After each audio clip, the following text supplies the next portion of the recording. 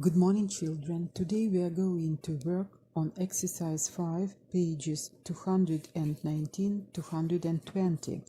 Read the 5 parts of Mike's travelogue and match them to the route items on the map. Now the items: the Lake District, the Highlands, Loch Ness, Mount Snowdon, Loch Near. Point 1. Point 1 is Loch Ness. We have tried to discover its mystery this afternoon. They say there is a large dinosaur-like monster living in the lake. People have been looking for it for over 100 years.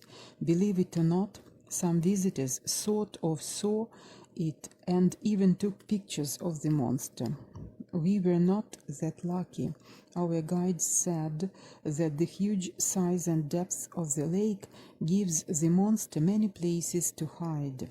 Who knows if it is just a tourist business trick or not? Anyway, I have bought souvenirs of Nessie at the museum shop to remember it by. Point 2.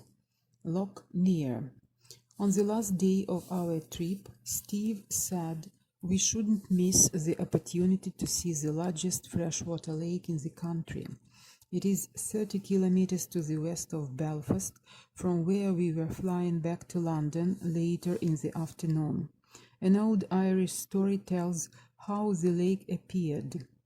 Ireland's legendary giant Finn McCool took up the portion of the land and tossed it at the Scottish arrival.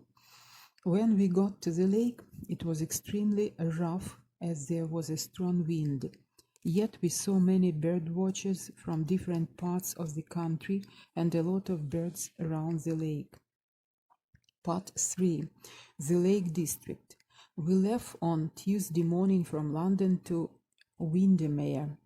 The train ride was a long one, but it was worth it. This area is one of the most beautiful corners of England, a combination of the highest mountain peaks, deepest valleys, and longest lakes in the country. No wonder the famous English poet William Wordsworth, who was born and spent most of his life there, wrote these lines about it. I wandered lonely as a cloud that floats on high over vales and hills. Part 4. Mount Snowdon. Climbing up this mountain isn't as easy as climbing the bronze lions in Trafalgar Square, I must admit. In the guidebook I found out that it is 1,085 meters high. Steve advised me to take the easiest route to the top, the 8-kilometer track. It turned out to be the hardest mountain walk I have ever taken. It took us about 4 hours to get to the top, and what a pleasant surprise. There was a cafe at the top. We got a mug of soup there as it was cold. We were feeling tired and decided to get the train back down. And part 5. The Highlands. Today my heart's in the Highlands, as Robert Burns famously put it. It is rather wild, and I have already seen an eagle and a deer with my own eyes. We also had a short stay in Inverness, the capital of this area, and had a unique chance to watch a traditional Scottish game, tossing the caber.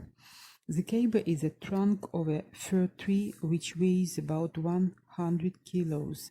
One of the men threw it so that it rolled completely in the air. It was fantastic. By the way, all the men were killed. Now, grammar material. To wander. Після WA дає звук О. To wander – це синонім слова to walk. Ходити, бродити. To wonder – це цікавитися, здивуватися, to feel surprised. Ви можете прочитати на сторінці 239. І виконуєте вправу другу, вставляєте в речення слово wonder або wonder.